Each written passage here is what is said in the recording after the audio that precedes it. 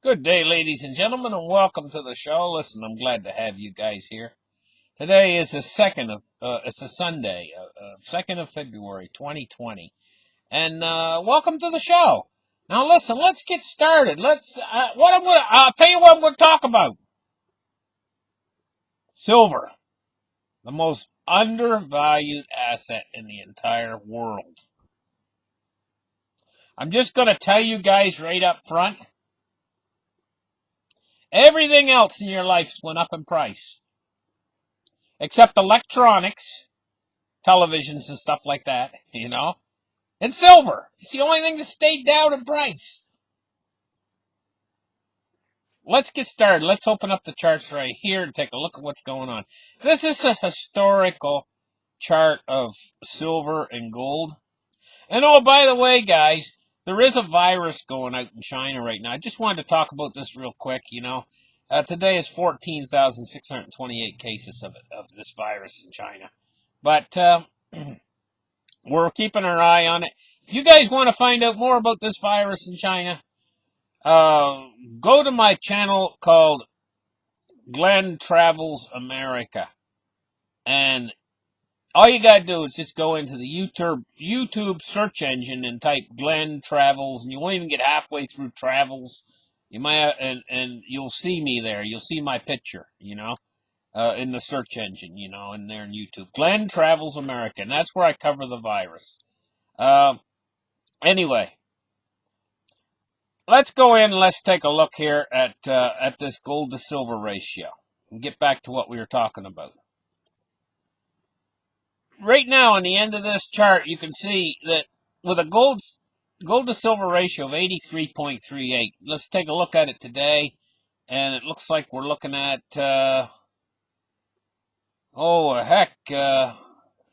it's like high 80s, okay? Right now, it's like high 80s, the gold to silver ratio. And you can see it's out of skew. It's not where it should normally be. It's done this a few times in the past. It never goes higher much than it is right now. We can see it did it back, around January 1941.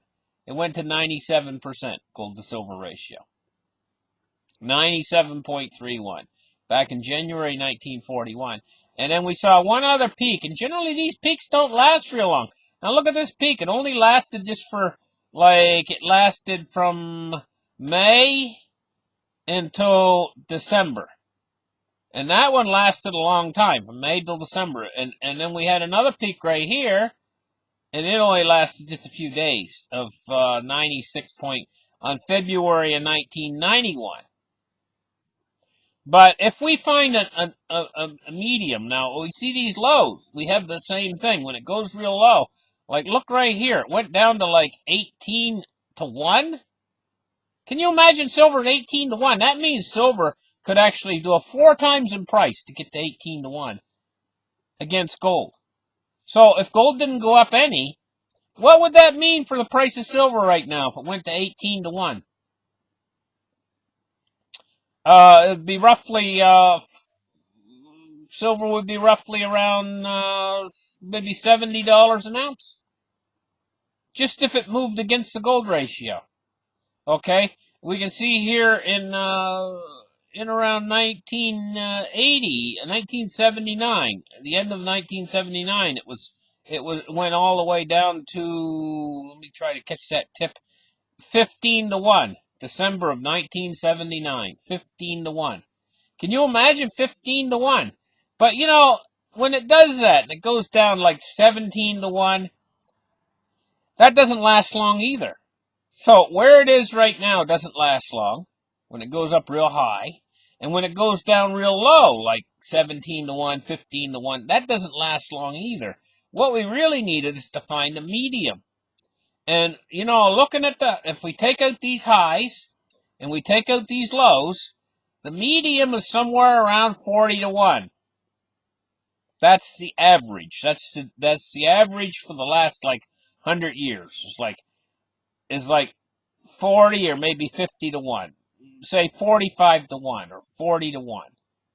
which is twice what it is now. So if we just go back to the mean average, which is more than just possible, it's highly likely that we will go back to the mean average. We're looking at a silver price that'll double against gold. And silver would be about $40 or $38 an ounce. But there's more. There's also another big factor to consider why silver's going to go so high. And oh, by the way, if silver goes back to 40 to 1, do you really believe gold's going to stay down at like 1,500 and whatever dollars it is now? Or is gold going to be more like 1,900? Okay, think about that for a minute. Now, what else we got to talk about here is something that's very important to why silver is going to moonshot, And this is possibly even more important than the gold to silver ratio. We got a slowdown in the world economy dead ahead. Dead ahead. If tomorrow, if Monday and Tuesday, the next couple days, if we see the stock market starting to turn down, that means one thing. That the stock market is changing from bullish, starting to change from bullish to bearish. Do you remember what happened? Back when Bitcoin was like moonshotted up to $20,000 and everything was bullish, and then it turned bearish. And it stayed bearish now for years. It's been bearish. Same thing can happen to the stock market. If we get another couple more down days right now, all of a sudden investor sentiment can turn bearish to the stock market. And that can lead to more losses. We got a downturn coming in the whole world economy right now. It's happening in real time. China is turning down. China is a huge economy. Virus is not helping it. It's not helping it. It's making it go down even quicker. Stock market in the United States starts to fall. Everything starts to fall. What's going to happen with silver? Well, I'll explain. An awful lot of the silver in the world is mined not from primary silver mines. It's mined from these mines that produce things like zinc, lead, copper. Now, those are strictly industrial metals. Silver is an industrial metal, but it's not strictly an industrial metal. Metals like copper are strictly an industrial metal. What happens in an economic slowdown? Well, the world stops using copper.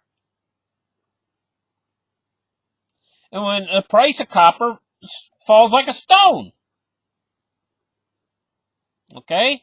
Now the primary copper producing mines, they say, hey, you know what? The world doesn't need any copper right now. The price is really low. Shut down that part of the mine. So they send everybody home. They don't fire them. They send them all home. They shut down the machines. They might even auction the machines off and get rid of them to mine the copper. Silver is a byproduct of the copper mine.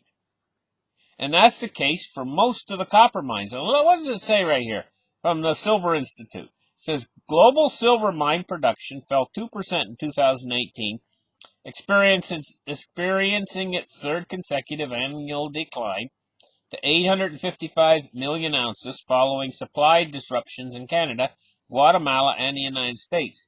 For the second year, the biggest year-on-year variation was posted by primary silver mines, which decreased 7% in 2018. Now, these are the mines that don't mine copper. These mines are the primary silver mines. They mine silver. Okay? But they're decreasing. These primary silver mines are decreasing their output by 7% in 2018, and they only contribute 26% of the total mining supply. That means that 74% of the mining supply comes from mines that are producing silver as a byproduct. Okay, you guys see where I'm going with this? Now, if not as much copper is needed, with silver as a byproduct, there's going to be no silver coming from, or very little coming from these producers that are not primary. And they produce 74% of the total mining supply. So we could see a drastic drop-off in the amount of silver byproduct from these non-primary silver mines. In other words, these mines that are mining copper but silver's a byproduct. We could see a massive drop-off or a massive decrease if the world goes into a decline, which we are. We're going into a decline. We're going into a recession or even a depression. So we see this massive decrease in the amount of silver coming out of the world, coming out of these lead, copper, and zinc mines that produce silver as a byproduct because they're not mining the copper, lead, and zinc. And so when they decide not to mine the copper, lead, and zinc, they don't get any silver either. Then all we have to rely upon then is the primary silver mines, and they've decreased, the numbers say they've decreased their production by 7% in 2018 alone, and they only contribute 26% of total mining supply. Okay? And that's what we're going to be counting on. Now, at the same time, when we get one of these things where the world goes into crisis and we have a downturn in the global economy, a massive downturn in the global economy, people run for safe haven investments. Silver's a safe haven investment. And the common man, the more common man, is going to run for silver first because it's cheaper than gold. He can get a lot more silver, especially right now that the silver ratio isn't in the right place. So, putting these reasons together, also the fundamentals behind silver, I see a massive increase coming in the price of silver over the next couple years. And I see the gold to silver ratio going back more to normal. In fact, it could even overshoot normal. It could go down easily down to like 30 to 1 or even 25 to 1. And at the same time that happens, guys, the gold price is not going to stay at like 1570 or whatever it is. You know? It ain't going to stay there. It's going to be like 1900 or 2000 or even higher. So, if you guys are thinking to yourself it's impossible to ever see triple-digit price on silver, think again. It wouldn't be that hard for that to happen. So, I know a lot of you guys have been hanging on to your silver for a long time, but don't lose, keep your eyes on that special time that's coming in the future where silver is going to make up for all of this time they've suppressed the price of it. You guys have a great day. Give me a thumbs up and we'll catch you guys in the next show. Bye-bye.